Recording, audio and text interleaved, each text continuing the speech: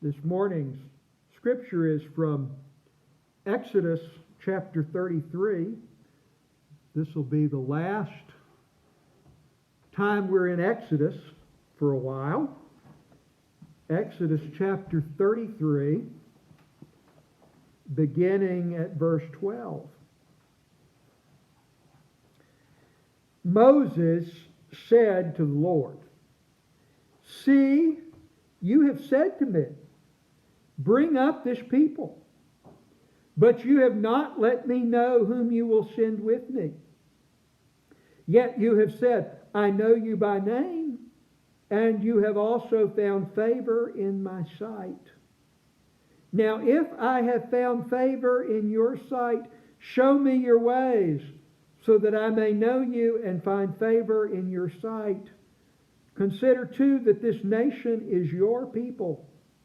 He said, "My presence will go with you, and I will give you rest."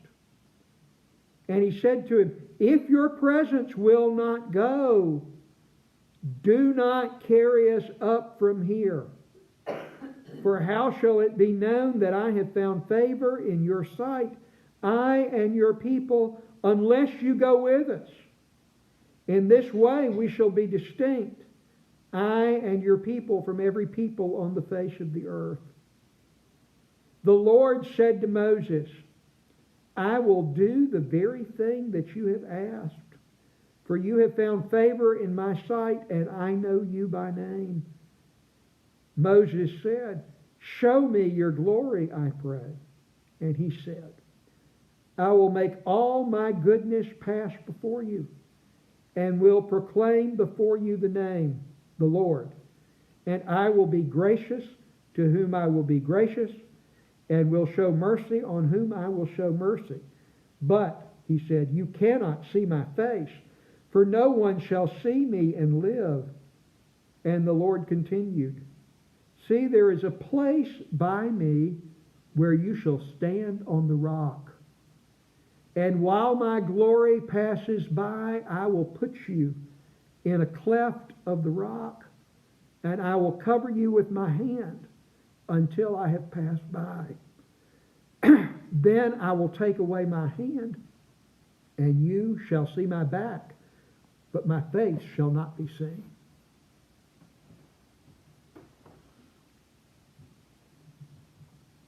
Back in the early 1960s, there was a Methodist minister who decided or felt called to be involved with the movements for peace, for justice, for equality in the world. And his father was proud of his son for being a Methodist minister and was proud of his commitments. But he said, "Now, son, you be careful. Don't get too far ahead of us, or we might mistake you for the enemy and shoot you." That's always the challenge in the art of leadership, especially when the situation is new, when there are so many things that are at work, when you have to adapt. Adaptive leadership challenges exist. And the leader is always in tension. Moses has been called to be a leader. From the very first, when he is approached in the sign of the burning bush, when God says, "I need you to go back to Egypt and tell the suffering slaves in the brickyard that I intend to free them. And tell Pharaoh that I intend to free the people he has enslaved. And Moses says, who's going to believe that? How can that be a vision? That they don't know anything about freedom or being freed. And Pharaoh doesn't know anything about freeing people. Pharaoh knows about enslaving people. He doesn't know anything about freeing people. That is a leadership task that cannot be accomplished. It's a good argument. And God's response is, I will be with you. I'll be with you. That's all he gets. I will be with you. He doesn't say, this is how you change people's minds. I will be with you. And over the period of 10 increasingly difficult plagues, the people begin to see the possibility of freedom. And Pharaoh reluctantly sees the necessity of freeing, though he changes his mind. And Moses is out in front of the people, and now they're at the sea, and they say, you know, they could have killed us back in Egypt. What's going on? And there's a deliverance.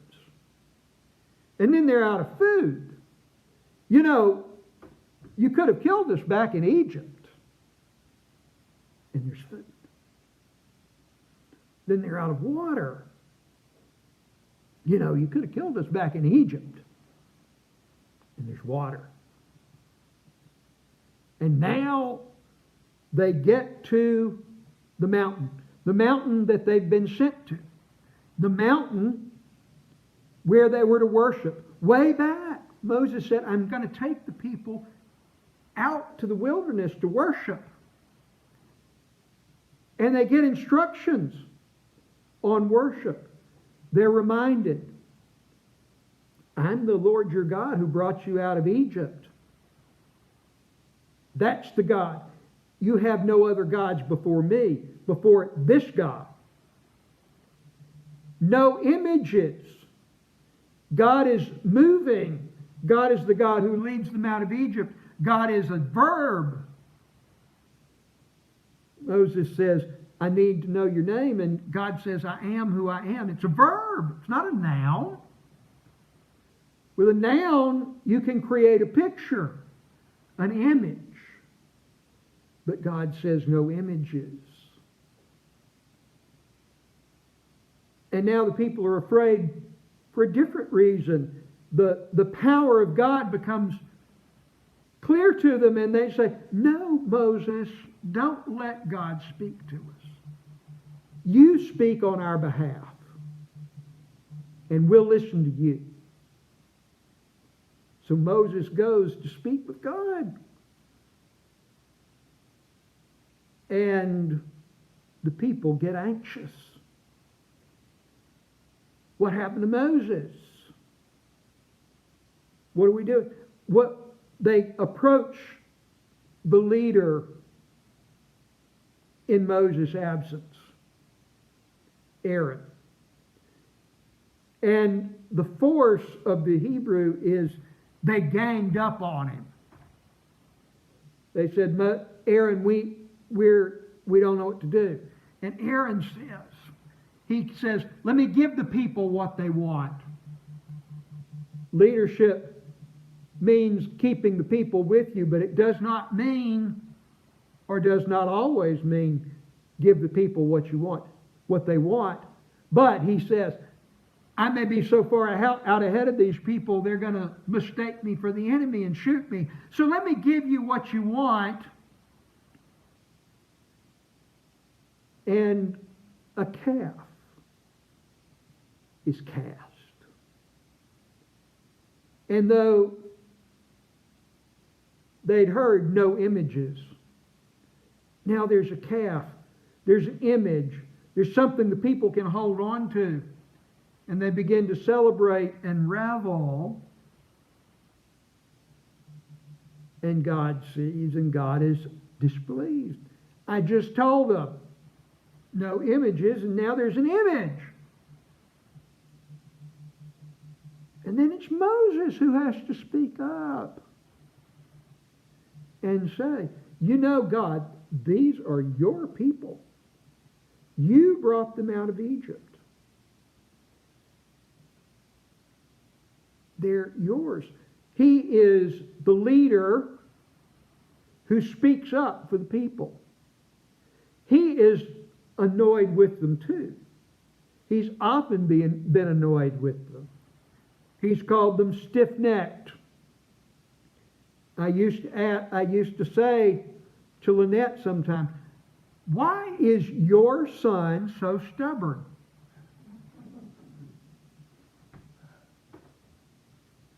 And of course I know the answer, his last name is Altman.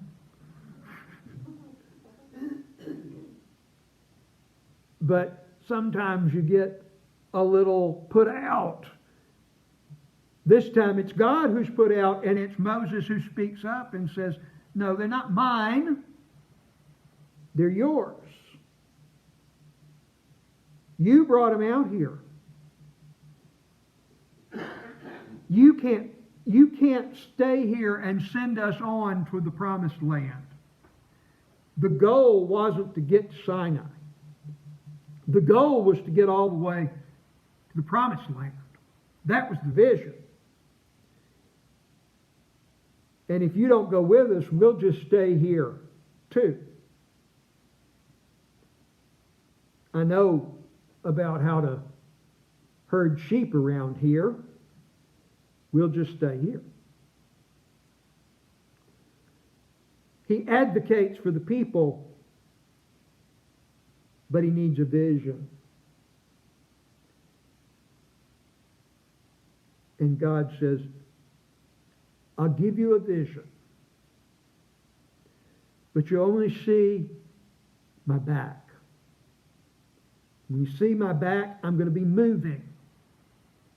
God is moving. God is keeping people headed toward the vision.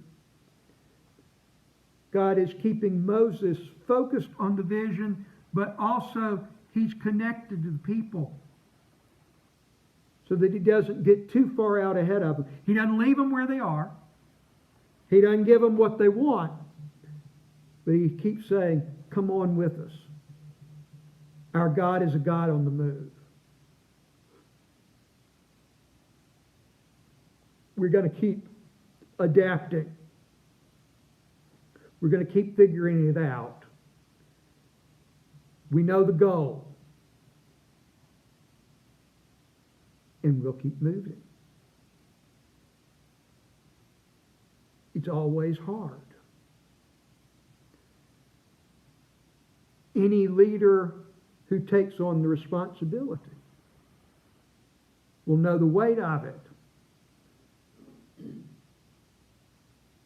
Any leader who takes on the responsibility will know their own limitations and may think maybe you should pick somebody else. But if God gives the vision, we keep moving and keep connecting so that we don't just stop and we don't get so far out ahead we get mistaken for the enemy and shot. It's the vision Moses needed. The vision the people needed to keep moving on.